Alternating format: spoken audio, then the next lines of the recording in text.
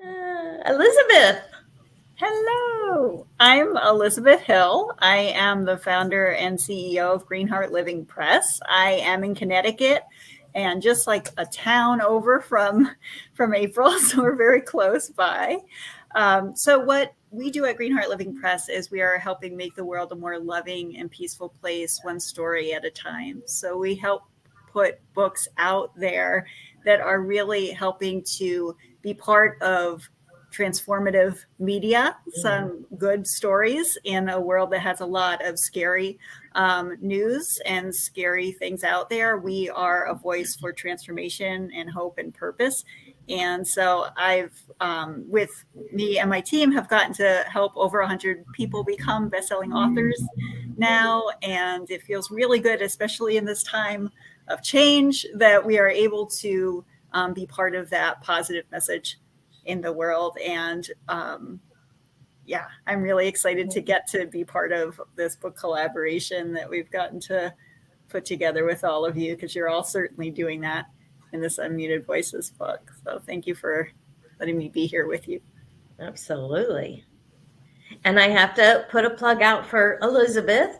When I wanted to publish my first book at the beginning of this past year, I started working with Elizabeth in 2021 for her to help me work through publishing and help. She mentored me in creating my own publishing imprint for the We Are Joy book series. And then this past year, I was able to be an apprentice with her the whole year. So I followed her around virtually everywhere she went.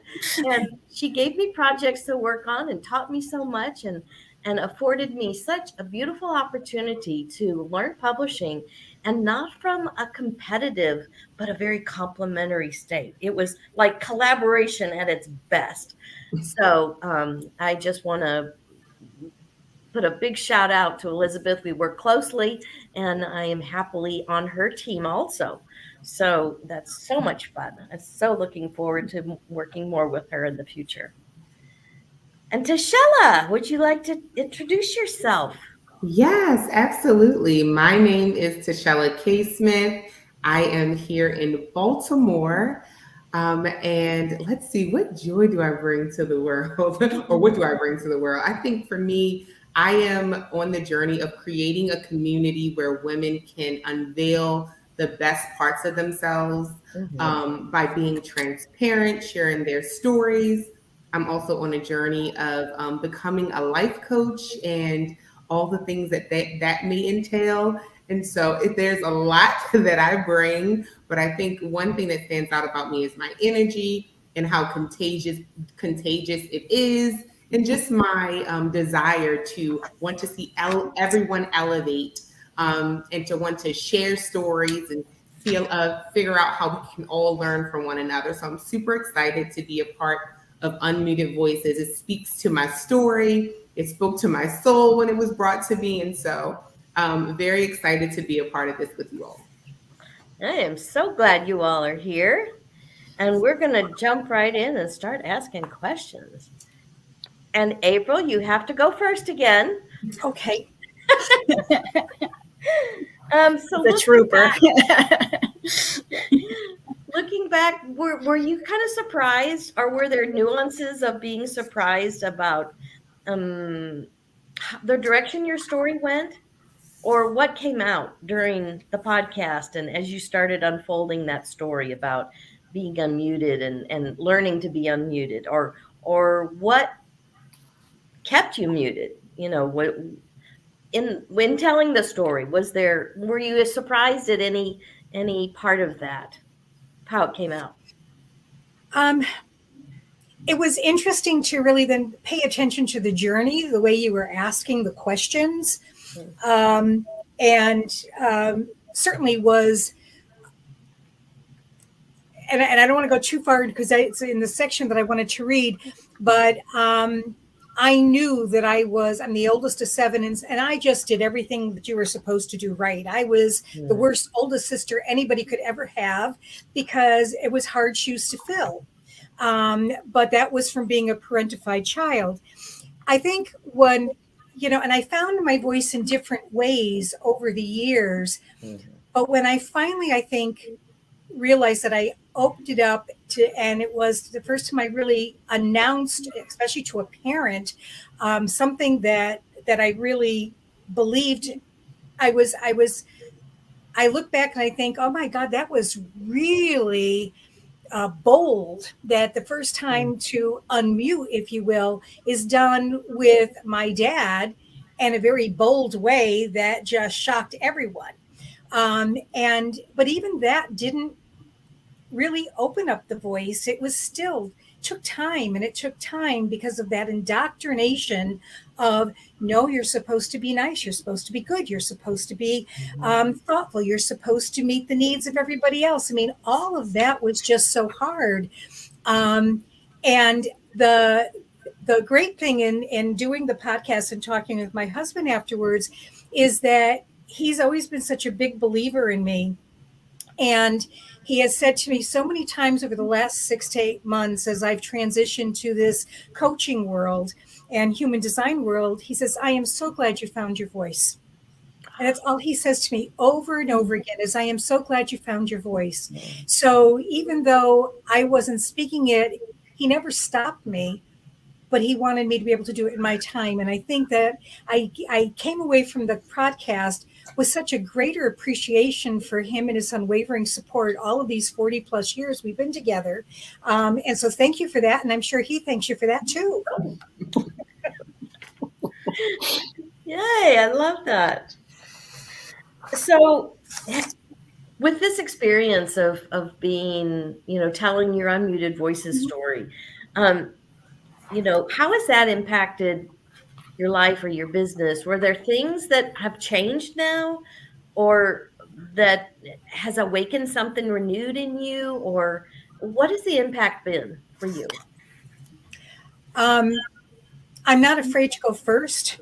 Okay. Which is a good thing because I used to panic. All right. But I think what it's done is I've gained more confidence in being able to say, no, I do have a story to tell. I do have something to say. I'm a great listener, and I listen to what others have to say, and then can be able to use that with the listening is then learning how to be able to speak more. So I find that I'm not as afraid to speak out any longer.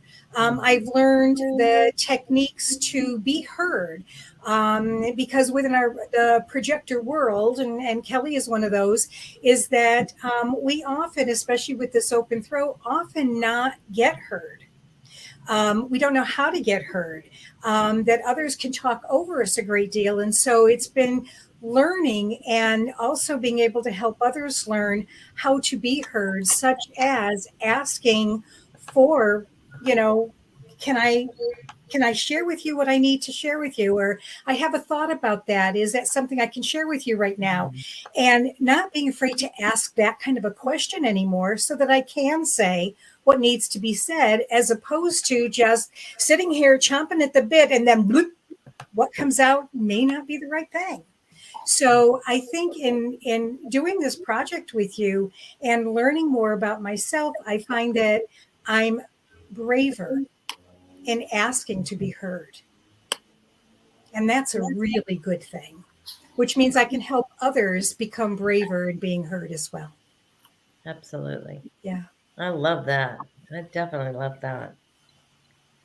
So will you read us a portion of your chapter?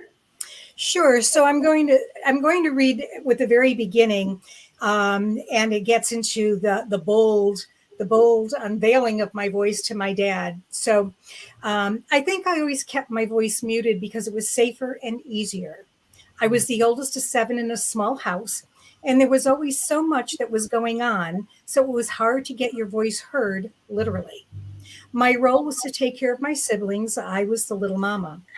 It was more about the physical expression of doing things that my mother and father expected of me. My siblings came to depend on me. Living in a way of doing what others expected was the safe way to be. Be a good girl. Be a good student. Go to school. Don't make waves. I probably was the worst oldest sister anybody could have as a teenager because I never did anything wrong. Okay. Literally, I never did anything wrong. And then I grew up. I started to learn music as a teenager when a teacher told me I had a pretty voice. Before that, I had no idea. And at 16, I bought myself a guitar and learned to play. My favorite was folk music in the 60s. I'm dating myself. I found a song that was called If I Had Wings, and it went kind of, if I had wings, no one would ask me, should I fly? The bird sings, and no one asks her why. And it goes on and on. It became my anthem. Not that I used my voice much in really saying who I was, but it was a way of saying I can be who I am once I figured out who that was. So it goes on. I got pregnant before I was married.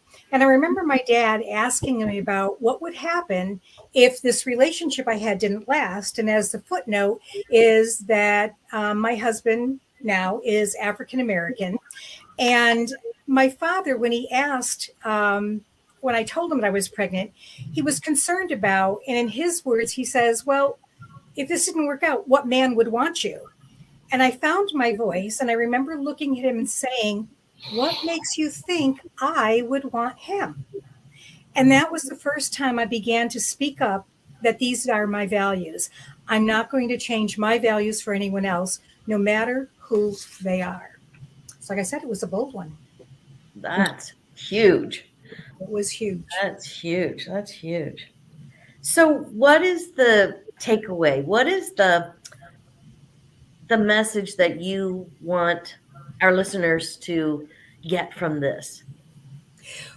We, all of us, I mean, all five of us on this podcast, and everyone that is listening, we have all been conditioned.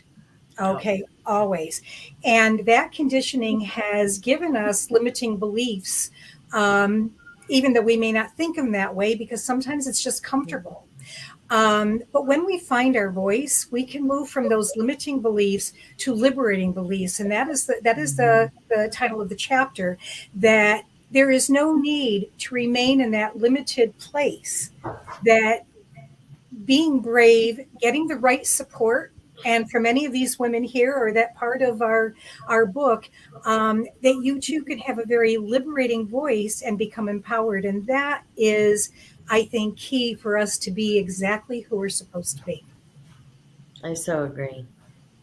Because even though all of our stories are really very different, I feel every one of them, there's a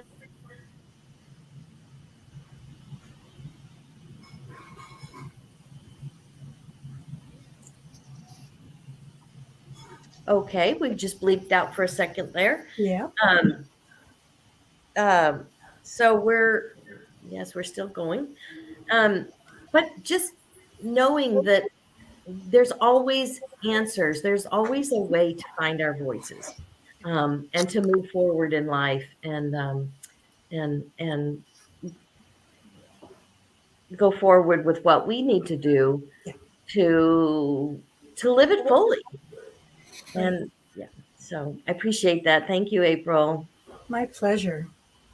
Kelly, would you like to tell us, were you surprised? Was there any surprises for you, or was there anything that yeah, even the direction your story went when we did our podcast, or how was that for you? I would say for me, none of it was really surprising, because I feel so connected with and grateful for the elements of my story that I've shared. You know, they're an integral part of my growth, and sharing them just unfolded naturally. So what I will say is that it was interesting to take the time in one place, the place being not just the podcast, but then the rest of the project overall, to touch upon the various elements of my story, because my story is very different in that so much of my muting was subtle. It was what I call insidious, for lack of a better term. It wasn't always obvious at the time what was happening to me and how much of my life was being impacted by it.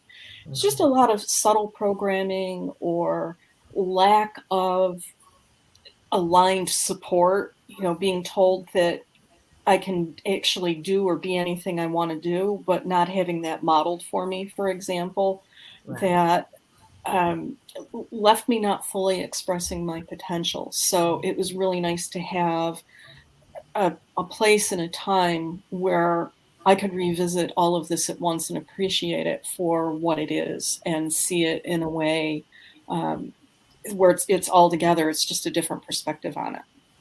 Right. Yes.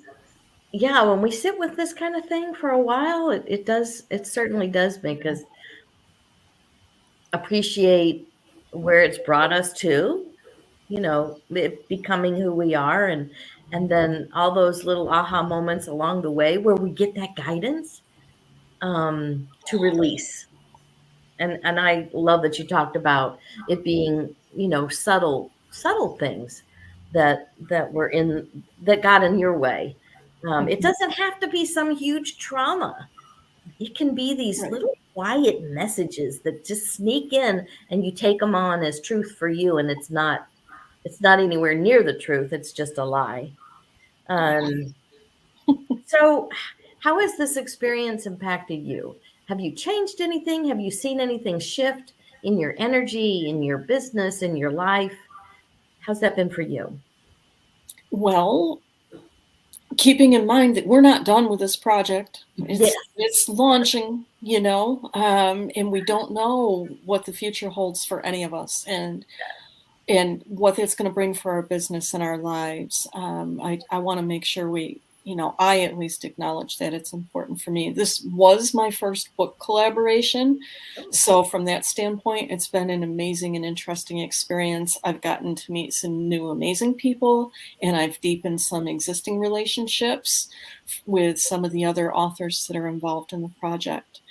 But I think, most of all for me, it's just helped me to reaffirm my passion and my commitment to helping others unmute and resolve their limiting patterns and align with their full potential and connect with their vision, mission, and purpose for their lives. And many people know their company has a vision, mission, and purpose, but they've never thought about having one for themselves.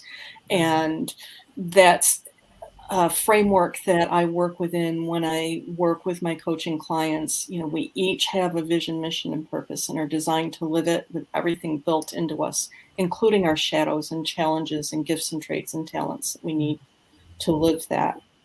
And then another thing that came to me during this project was an analogy that I love, is feeling somewhat like an evergreen tree. I live in an area of the country where there is a seasonal change in foliage color, and it's often very prominent and revered.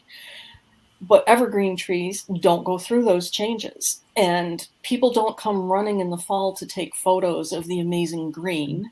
They seek out the brilliant reds and oranges and golds. And while it's happening, the evergreen trees don't sit there and say, damn, I should be changing color, because obviously that's where it's all at. People admire and love those colors, and they even pay for trips to see them. And I'm just sitting here all green and worthless, And I don't know about you and anyone else who might be listening to this, but personally, I found evergreen trees to be even more brilliant at that time of the year. They stand out in a way that I don't notice in the summertime. So that's brought to mind for me, what if people who really have a purpose that isn't as noteworthy as maybe some others are also more noted for their uniqueness and for not following the crowd. And because of our limiting minds, we develop thoughts and beliefs that we aren't good enough if we don't possess what we think and perceive is valued in the world. Trees don't do that. So to be able to partner with people who have gotten a little off track, who've gotten muted, and help them create space for their soul to work its magic is an honor and a gift. And I'm always excited to see what's going to unfold for someone and how the details of how that unfolds are a mystery, and it unfolds naturally when they relax deeply, get out of their own way, resolve their limits, and connect with their innate 24/7 guidance to what's next and best for them. And this has just reaffirmed that I am passionate about that, and I feel honored to be able to be in that space of helping others sync with their soul and live their purpose. Absolutely. Yes. Yes, yes, yes. So will you read us a portion of your chapter? Sure. Thank you.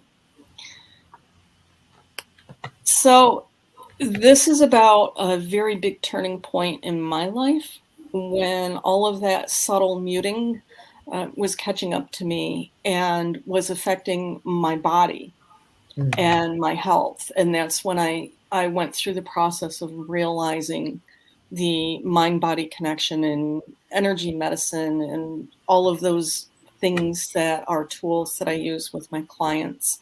And a lot of our authors have shared in their stories that they eventually began also to experience some sort of illness or physical problem as a result of their muting. So I began to feel a lack of control in my life because my outer circumstances were changing. There is something greater than us that has the whole picture, but we don't see it. So in the bigger plan, it was time for a shift. But because I wasn't comfortable saying, hey, you know what? Goodbye. I'm done with this. I'm on to my next thing. And I know what it is. It had to come in a more indirect way. In my early adult life, I began experiencing some work-related physical limitations and discomforts that weren't resolved with traditional allopathic medicine, physical, occupational, or massage therapy, or even ergonomic changes to my workstation. And as I went through this challenging growth process, I realized that I was coming into an awakening and kind of a rebirth of who I am and presenting that to the world in a new way. Those challenges were my soul's way of getting my attention to course correct because I did not listen to its previous subtle whispers for a change into fuller self-expression. Through relaxing deeply, allowing and supporting my innate self-correcting mechanisms, everyone has these, to do their job, my physical symptoms resolved as I awakened. I realized my soul was getting my attention and showing me that we all have a purpose in the bigger scheme of things. Just like all the cells in our body have a purpose, so do we and all that is in the world and in the universe. I realized those symptoms were showing me, or were my soul's way of showing me, that I needed to allow life to take me on my path. Trying to control it wasn't working anymore. I was naturally propelled along the course to bring me into more optimally living my purpose. And so, in essence, I was syncing with my soul, and that's why I say I'm a sync with your soul coach and guide in this life to help others learn to do the same so that they can feel healthier and live their purpose and feel on purpose and feel worthy and feel like they're fully expressing and unmuted. Yes, yes, yes, yes. So what is the takeaway that you want people to receive from this portion of your reading? For me, it all boils down to the idea that every single person has a purpose or you wouldn't be here. You're an integral part of the whole. You matter, you make a difference. And when you're muted and repressing the full expression of your purpose, your truth, you naturally will get clues and cues from your soul through your innate guidance and intuition. And those come in a variety of ways. It's a very complex system that we are guided by and is naturally influencing us. There may be cues in your life, there may be cues in your body. You may have intuitive skills in the very stereotypical sense of, clairaudience and clairvoyance and just claircognizance, knowing something. But there are a lot of other cues and clues that we receive. And when you don't heed those, they become more noticeable, expressing as stress and distress and disease. And this is how we're all built. My story isn't unique to me. It isn't, something unique about me created bodily symptoms. If you have bodily symptoms, your soul is getting your attention. There is something that needs to be unpacked and connect the dots and let that message and purpose be served, and get yourself on track with knowing and following your unique guidance on purpose. Then you'll optimally be making your unique difference in the world. You'll be happier and healthier. And there are exercises and resources throughout this book to help with that, whether it be my chapter or someone else's who better resonates. Sync with your soul. Let your inner light shine. Live your purpose. The world needs you now more than ever. Absolutely. Yes, yes, yes. Can't say yes to that enough. Thank you, Kelly. Thank you. Elizabeth, would you like to talk a little bit about what you thought about your story? Did it surprise you in any way? Was it your normal, this is my story and I'm sticking to it?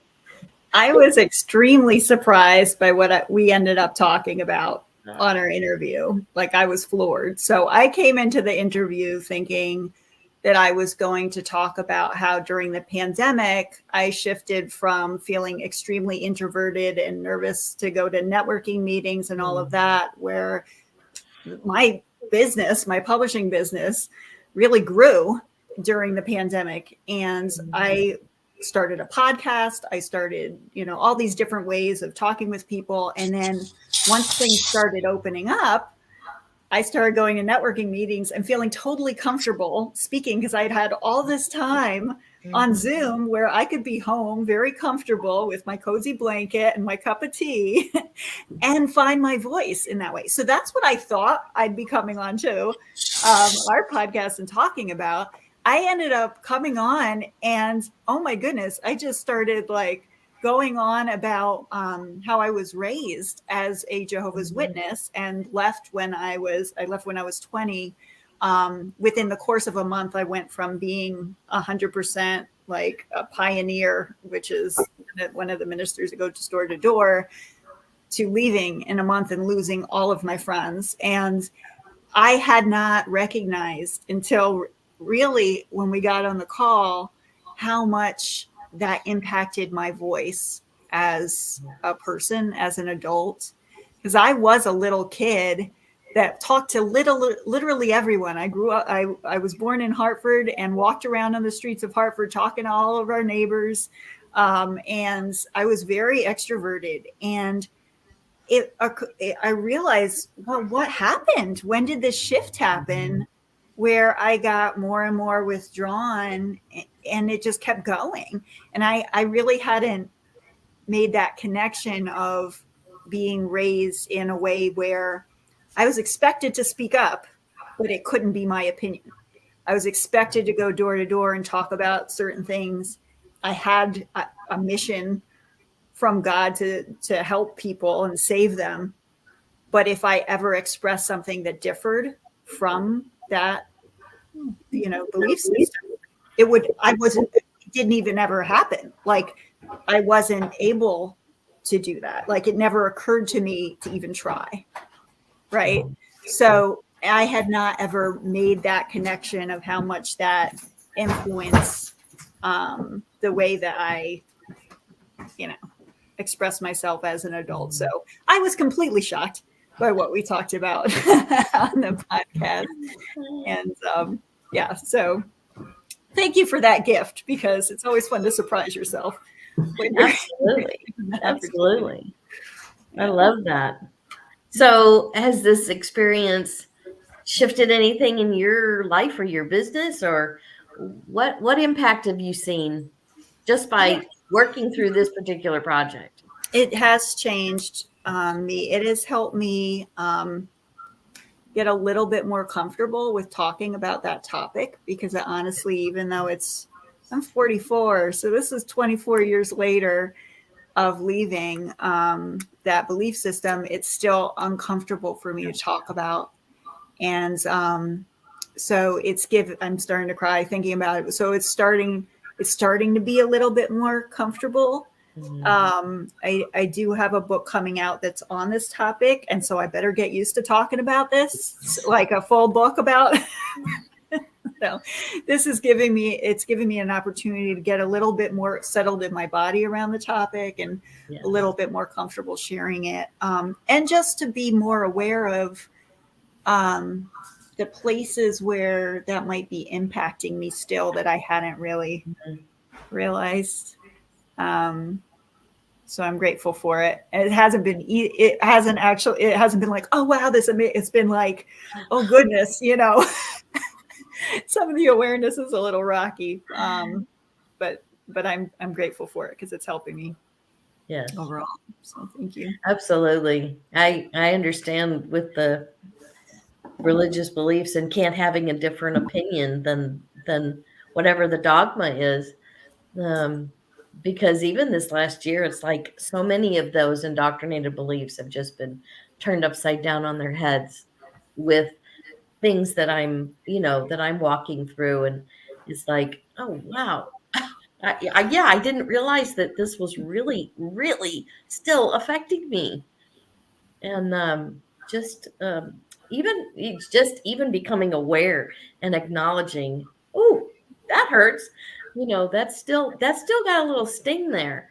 So still always working through it, but that's what we do. That's life. That's our journey. So Elizabeth, will you read us a portion of your chapter?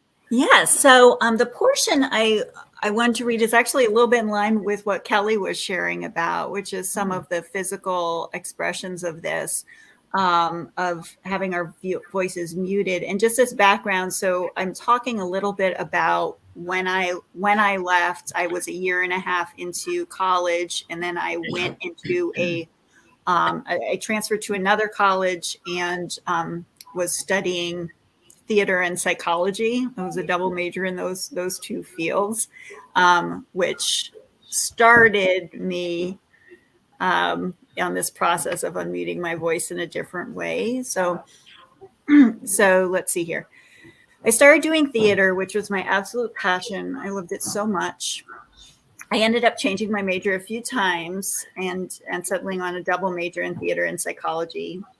I studied psychology completely to help me figure out my brain. I was severely depressed. I wasn't sleeping. I had a lot of physical problems, and I thought I was completely insane. And the theater was so healing for me because it helped me. I didn't really find my own voice, but I got to play around with being different people. And at that time, I didn't even know who I was anymore. I had left this entire system of belief. Who the heck was I without that? Being on stage and trying on these different people was really powerful. I was able to express myself in that way. And how I was trained in theater was a very physical, movement-based theater, and that was very good for me. I've had other times too when I had physical illnesses from having to hold back my voice. I was married for 12 years, and for a lot of that time, I was really unhappy. Now we're doing a good job of working together to raise our children. And we still do, even though we're divorced. But there were a lot of times that I just couldn't express or say what I needed within the marriage. And I began having sore throats and lung problems. I thought I had very bad allergies. And I'm very holistic. I will pop vitamin C's all day before going to a doctor. But I ended up being on these heavy steroids for the lung problems. So looking back afterward, I realized I was having all these sore throats and lung problems because I was miserable and couldn't talk about it. I chose professions where I got to channel this desire to speak for others. I worked in nonprofits and got my master's in social work because I felt like I needed to help everybody on earth. And even though I was having trouble speaking up for myself, I felt like I could speak up for other people and be a voice for them. And the chapter goes on to talk more about how I I really didn't find my own voice until very recently. It was more about me. I feel like I helped other people find their voice and speak up for themselves, right? And doing that through sharing, helping people publish their own stories and sharing in a written form. Once I got to there, I've got a little bit more comfortable with now sharing my story and speaking out loud and talking about it. Starting with writing it, because I was more comfortable writing it physically. And then the thing is with writing is once you write something and put a book out, they just might ask you about it. And my first book that I wrote, I was not prepared for putting the book out, like that people would ask me about it. And every time someone would ask me about it, I was like, why are they asking me about this? Like, it was so funny. I was like, what? Like, almost like, oh, like, I don't want to talk about it. It was such a weird reaction. Mm-hmm. And I've gotten more comfortable with it as it goes on, but it was hard, like at first, because writing it is one thing and then putting it out there is a whole other, and getting used to just having this conversation about, we pour our hearts into our stories and our books. I mean, this is vulnerable stuff, right? So, but I've gotten to witness so many people sharing their stories, doing this. It's encouraged me to have the courage to do it myself too, and get more comfortable with the talking of it. So, yeah. Yes. So what's the little gold nugget or the takeaway that you'd like people to take with them from this portion of your chapter? Well, I would really encourage people to find a way to share your story, to unmute your voice in whatever way that feels like. And it could be tiptoeing into it. It doesn't have to mean you're like meeting people saying, here's my trauma, you know. Like it might be that, but it doesn't need to be like that. It could be tiptoeing into it. And because if we don't, we will have physical things happen to us. Like I see this so many times with my clients. Like we will have, I know even now I can feel, if I have to have a conversation with someone and I'm afraid, I feel it in my lower back. It's like, boom, it's like a punch in my lower back. So and sometimes we get disconnected from our body. We don't realize that that's happening.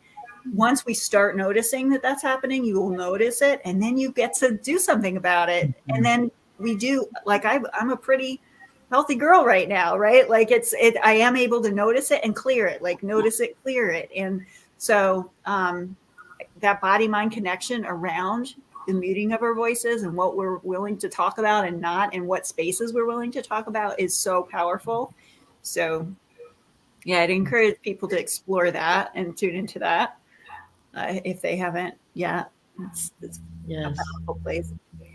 Even journaling helps. Like you said, just tiptoe in. It's not like you're writing your 500-page memoir. You don't have to start there. No. So it's just maybe documenting what you're feeling and then how you're moving through it. What were the aha moments? Okay, what were the signals that let you know it's time to shift something? And mine, muting my voice definitely affected my physical, it just created so much disease in my body from these indoctrinated beliefs. And, for me, I developed throat and thyroid diseases 3 different times. So I totally understand what muting our voice does and how it affects our poor little apparatus that is carrying us through life and doing such a good job, and we're messing it up.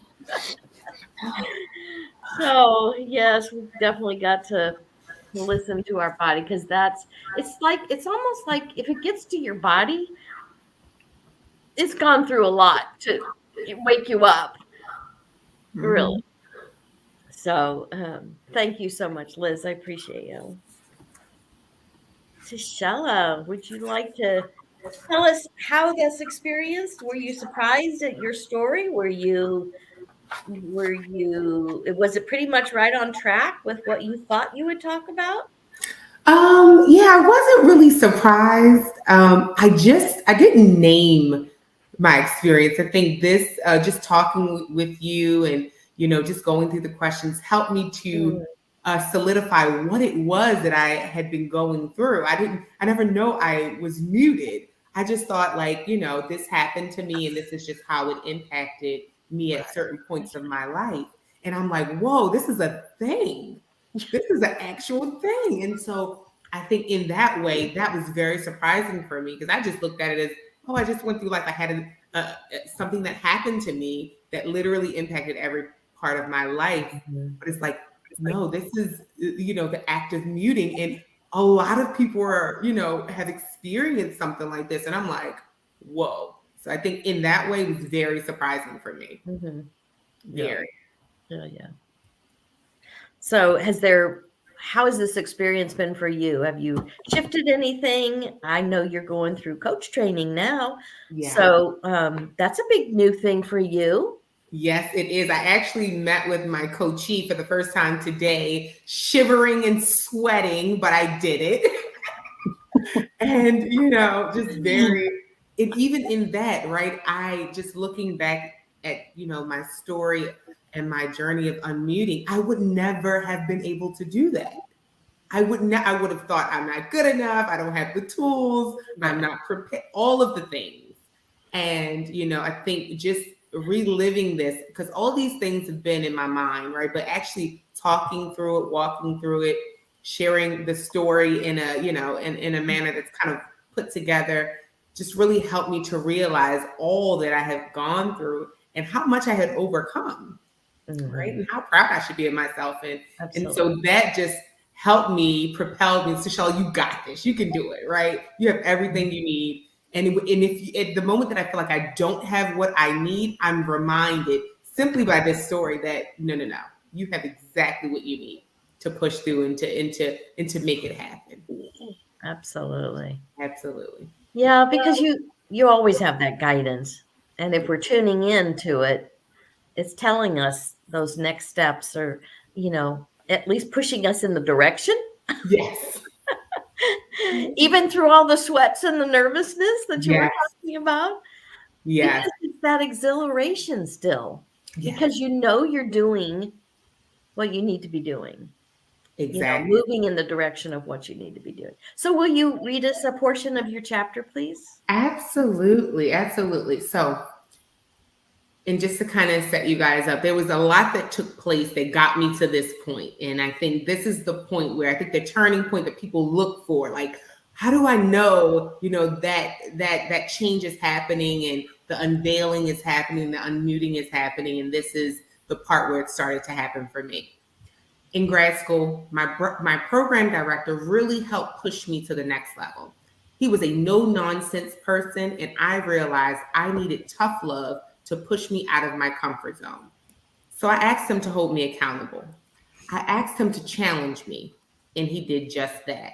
From that point forward, he called on me in class, and he set the expectation that I was to speak up in class as well. When I tell you, I began to have panic attacks before class, and I was so concerned with being prepared to speak if he called on me. Truthfully, it's exactly what I needed to face the fear of embarrassment and rid myself of the self-doubt that had plagued me for so many years. I needed someone to hold me accountable and put me in a position to confront my fears. From there, it was like a ripple effect. At work, I started to come out of my shell. I started to be a little more of myself. As a result, they saw that I had that drive and that fire to learn and grow. I received opportunities to stretch myself. So, for example, my supervisor at the time decided to put me on a panel while sweating and having panic attacks and to speak about my experience as a young woman in the utility business. I was terrified to speak, but that experience opened me up to other possibilities. My boss at the time also said something to me that would literally change my trajectory. She said, one day you're going to be my boss, Tashella. Mm-hmm. For her to say that to me meant so much to me because I admired her fearless leadership.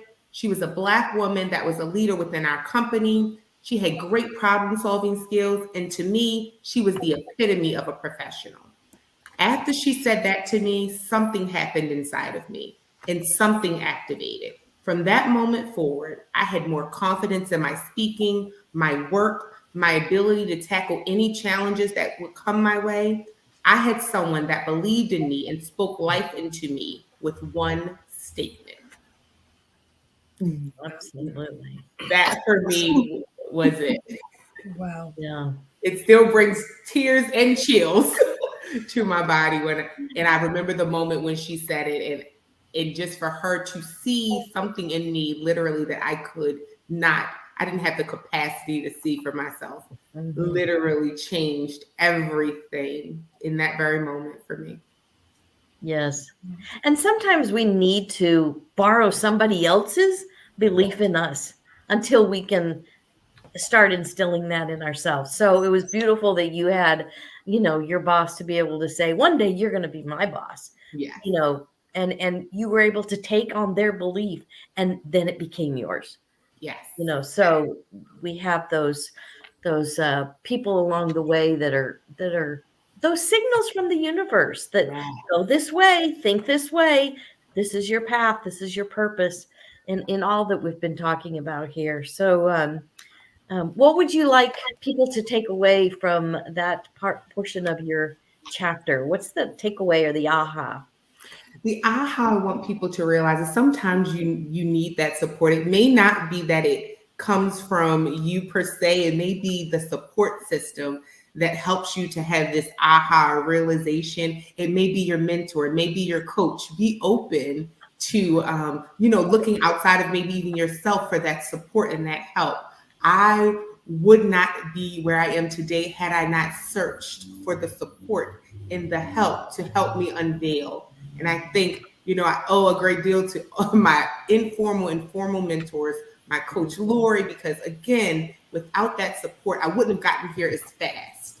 Probably would have gotten here over time, but just that support is amazing. And so don't be afraid to leverage the support of others to be a strategic thinking partner because you already have what it takes to get to where you want to go. But sometimes we just need a partner to help us in that journey, and that's okay. Absolutely. Yeah, sometimes we need somebody else's to give us a little different perspective. And not that they're telling us what to think or believe. Right. It's that have you thought about it this way? Or, from this angle? Exactly. And maybe asking some of those tough questions that we don't really want to pose ourselves. I mean, that's why they call them blocks, We're kind of got the old blinders on because we don't want to face some of those things. But yes, I love that you've had the opportunity to coach and get coaching as a young person and not waiting until you're 60 or 64 or so I'm definitely, yes, April. So y'all know if you've followed me on the podcast, if you followed me at all, I am a huge proponent of coaching. So find you a coach and find somebody like Tashella did where, she had somebody help her. And I appreciate that. So I just wanted to ask everybody just real quick, why did you say yes to this particular project? What resonated with you? And so we're just going to go through and what resonated with you as far as why you wanted to say yes? What spoke to your heart? What spoke to your soul? And tag April, you're it. I think sometimes the reason I don't like to go first is because I really got to think about some of these things and I don't feel eloquent when it comes out. I said yes to you because I really don't know how to say no to you. Okay. To be honest. Okay. Right there. But I loved the idea of the topic and being able to just explore that a little bit more. It came at the right time that I was doing a lot of my own self-reflection and introspection in my own personal journey. And so when you asked me to be part of this, the yes part was it was going to help me move along the journey. And so that was a great gift. And for that, I say thank you. It was a great gift. Awesome. Awesome. And I'm so glad you said yes. And now I know that you can't say no to me.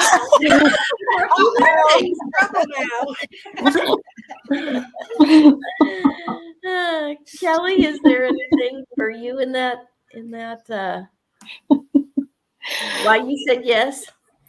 Well, not only do you know that April can't say no to you, you have proof on recording here. So it's permanent. It's permanent evidence. So, bottom line was going back to my guidance that felt right. It felt like the right opportunity for me. It resonated in the timing and, the message and the mission of the whole project. There are people that don't realize even that they're not living their truth because they've lived this way for so long. Right. And in essence, it's your truth. It's what you're meant to live now in order to learn the lesson and to grow beyond it. But it's not the fully expressive, unconditionally loving self that you're designed to be and living in the highest expression of you. So to have the opportunity to share my story, especially because for me it was so subtle, but it still had a profound effect on my health and well-being, and was exactly what I needed to learn what I needed to learn to be able to do the work I needed to do. Right.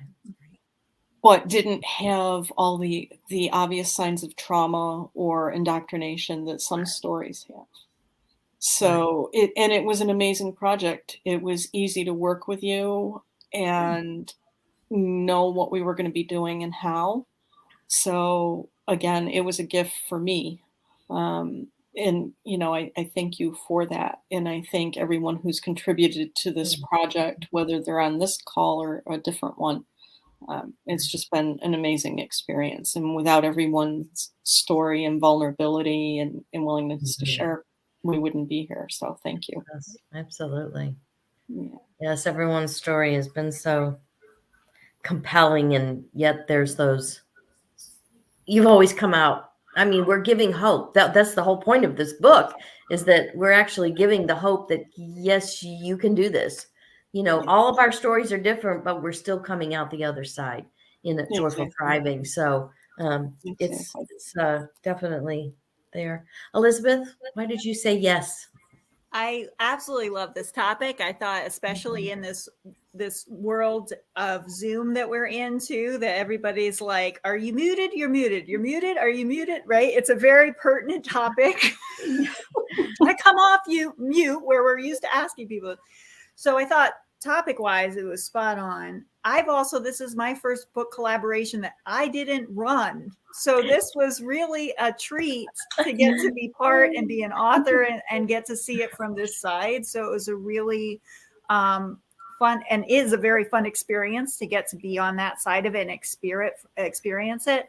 And I know how well you do things, Marianne, and how well you run things and organize them, that I felt like, oh, I know she's going to do a really good job of organizing all this, being very pro about putting this book together. Like, I felt safe attaching my name to this book and being part of it. So I knew you'd attract amazing authors and people. So I'm so grateful as soon as you said that, I was like, hell yeah, sign me up, so thank you for doing the work of pulling this together, because I know what that takes, and it's been so easy on my end to be part of it. So thank you. Yes, I'm so glad you came along for the ride. Nice. Tashella? So for me, it just spoke to, what I represent in terms of like, my journey. And so when Lori presented it to me, it was a yes before, I could get it out of my mouth, because, and I knew she knew, because she knows my journey and my story, that, this would be fitting for me. And so I did not hesitate. You, again, Marianne, have made this so easy. You over communicate, and we're very well aware of the steps and everything. So you've done